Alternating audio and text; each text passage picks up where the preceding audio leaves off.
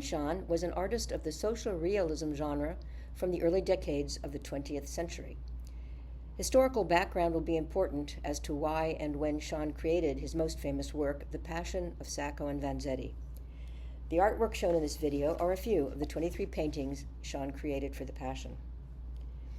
On August 23, 1927, Nicola Sacco and Bartolomeo Vanzetti were executed by electric chair in Boston, Massachusetts. After 7 years of incarceration and appeals, they were tried and found guilty of murder. This verdict is still questioned by their supporters to this day. What moved Shahn to create 23 paintings of these two Italian immigrants? The men all shared some commonalities: their social beliefs, immigrant backgrounds, and Shahn, being a Jew, and Sacco and Vanzetti, being Italian immigrants, lived on the margins of American society. The Italians may have had it worse. The press depicted them as dirty, lazy, stupid, and prone to violence. Shahn was born in 1898 into a Jewish family of craftsmen in Kovno, Lithuania. The family arrived in New York in 1906. At the age of 14, Shahn apprenticed as a lithographer and earned his first union card as a member of the Local 1 of the Amalgamated Lithographers of America. Both Sacco and Vanzetti were from middle-class backgrounds. Niccolo Sacco was born in 1891 in Torremaggiore, Italy, and by all accounts had a happy childhood, but yearned to live in a free country.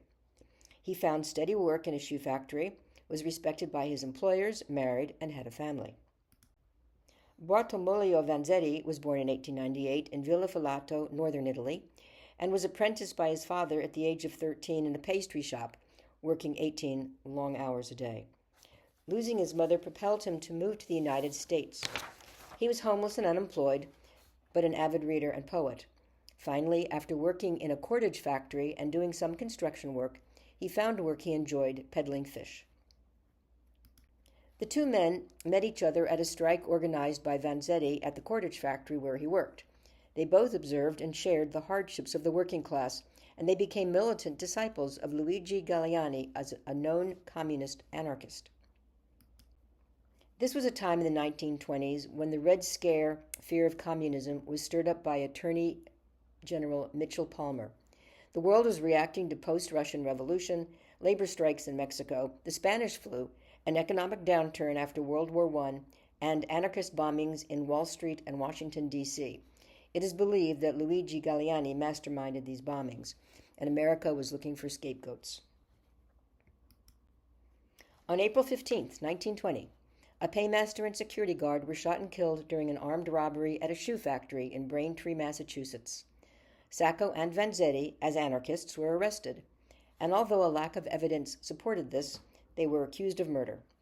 From the beginning, Judge Webster Thayer prejudged them as guilty, considering them as Bolshevik bastards, and was quoted as saying that he would not give them a fair trial. Ethnic discrimination was clearly in play here. On July 14, 1921, they were found guilty and sentenced to die.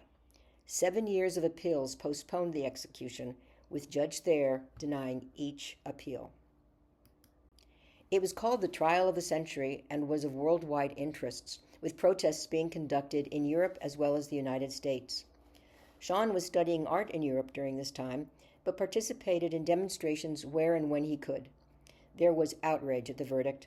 Harvard law professor and later U.S. Supreme Court Justice Felix Frankfurter condemned the prejudice of the presiding judge.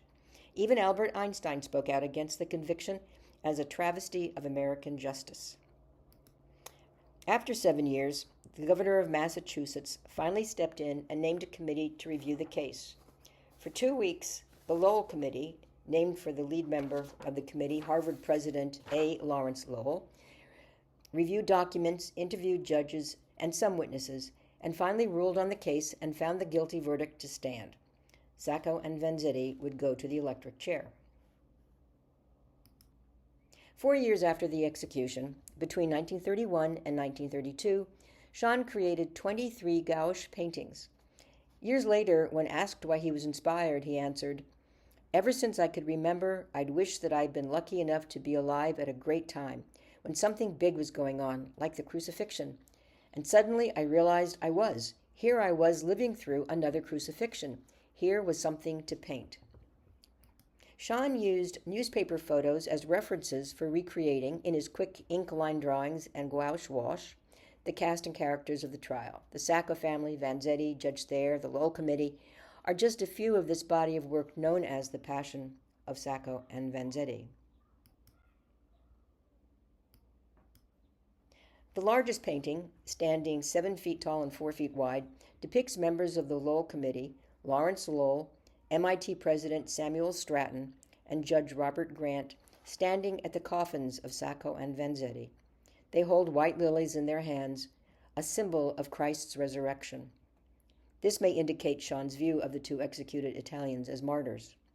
Judge Thayer is in the background, not paying attention to the activity, but raising his hand to no one as if he were taking an oath. Shahn's work could be described as caricature if the subject matter were not so serious. His style defies nomenclature. It lays somewhere between cubism, contour drawing, and lithography. He has stated that he wanted to reveal the acts or person with as rigorous simplicity as he could command. These works were exhibited in the Museum of Modern Art in 1932, and the art critic Harold Rosenberg stated that The Passion of Sacco and Vanzetti was the greatest achievement of 20th century art. In 1952, for the 25th anniversary of the execution, Shahn created the cover for Nation magazine, which included the eloquent statement made by Vanzetti a few weeks before his execution. And I quote, reading as it was written down by the newspaper reporter, "If it had not been for these things, I might have lived out my life talking at street corners to scorning men. I might have died, unmarked, unknown, a failure. Now we are not a failure. This is our career and our triumph. Never in our full life could we hope to do such work for tolerance, for justice, for man's understanding of man, as now we do by accident. Our words, our lives, our pains, nothing. The taking of our lives, lives of a good shoemaker and poor fish peddler, all. The last moment belonged to us. That agony is our triumph." Their funeral procession drew 200,000 mourners. Then Shahn painted the subject of Sacco and Vanzetti 3 times, each during distinct periods of social and political crisis: the Great Depression, McCarthyism, and the Vietnam War. In 1966, he was invited to create a mural at Syracuse University. He elected to reconstruct The Passion of Sacco and Vanzetti as a mosaic, feeling that the subject matter was appropriate during the time of social unrest in America during the Vietnam War. There are still those who challenge the verdict from over 100 years ago. On the 50th anniversary, Governor Michael Dukakis issued a proclamation that Sacco and Vanzetti had been unfairly tried and convicted, and any disgrace should be forever removed from the names. This proclamation did not include a pardon. As a social realism artist, Ben Shahn was able to share the tenor of the times, capturing history with much more than words.